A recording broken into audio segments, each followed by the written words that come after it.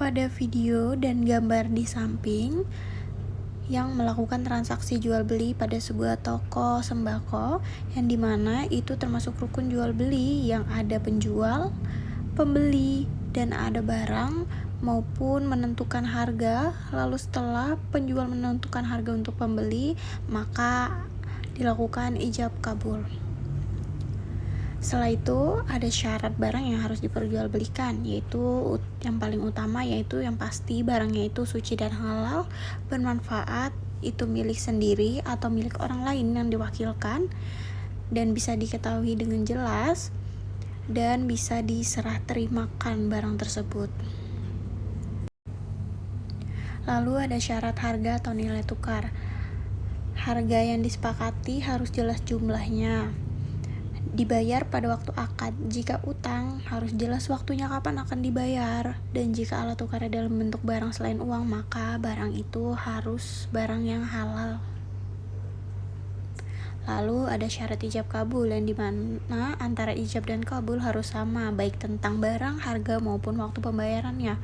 Sebaiknya akad diucapkan dengan perkataan secara langsung, yang dimana boleh juga melalui dengan perantara, dengan tulisan, atau cukup dengan isyarat perbuatan selama hal itu mudah saling dipahami.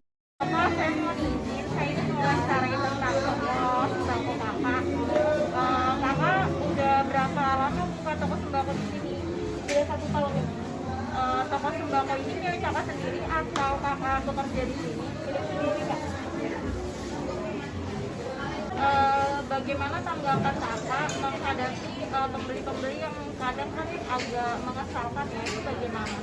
Namanya manusia ya, pasti berbeda-beda. Jadi ada yang dari saya sendiri harus menyikapi dengan sabar, tetap ramah, rileks, dan sayang pembeli.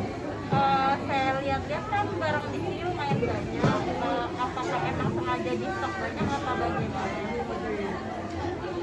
Sudah banyak Kak, yang pasti jika ada orang pembeli pasti akan selalu ada, tidak kehabisan barang dan juga tidak menimbulkan banyak barang. Iya. Jadi pihak penjual menyetok barangnya secukupnya, yang penting ada dan tercukupi untuk para pembelinya atau customernya. Yang dilakukan oleh penjual ini sudah sangat benar sekali, karena dalam Islam tidak diperbolehkan untuk menimbun sebuah barang yang berlebih. Salah satu hadis yang melarang praktik penimbun barang diriwayatkan Imam Ahmad dari Abu Hurairah radhiyallahu anhu, siapa yang menimbun bahan kebutuhan manusia dan hendak memahalkan harganya untuk kaum muslimin, maka dia berdosa.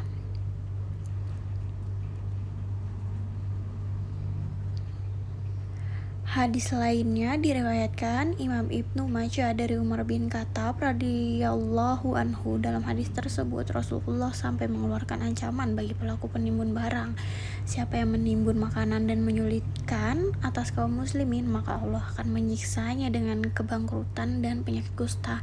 Dua hadis ini dijadikan dasar oleh para ulama untuk mengharamkan praktik penimbun barang, apalagi jika barang tersebut sifatnya sangat dibutuhkan oleh umat manusia.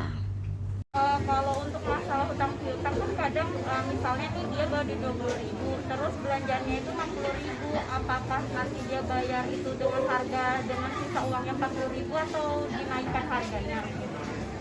Kalau utang piutang pasti itu sesuai dengan angka di awal, sesuai dengan harga di awal, tidak ada tambah-tambahan. Begitu ya.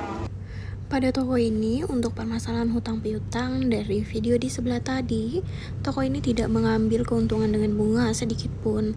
Pembayaran tetap dengan nominal yang sama sesuai dengan akad di awal, dan pembayaran juga jelas kapan akan dibayarkan hutang piutang tersebut. Apakah selama ini pembeli ada yang komplain tentang masalah timbangan dalam membeli barang? Jauh Sejauh ini tidak ada kak, karena kami jualan sesuai dengan syariatnya. Oh gitu ya. Terima kasih ya kak atas wawancaranya. Mohon maaf mengganggu waktunya. Sama. Dan sesuai dengan apa yang telah dijelaskan oleh penjual, bahwa toko ini tidak pernah mengalami komplain dari para pembelinya ataupun para customernya. Dikarenakan penjual berdagang dengan mementingkan adanya keberkahan dan kejujuran dalam timbangan maupun harga. Karena dalam hidup penjual mendisiplinkan adanya sikap kejujuran dalam berjualan dan penjual berjualan sesuai dengan syariat Islam yang ada.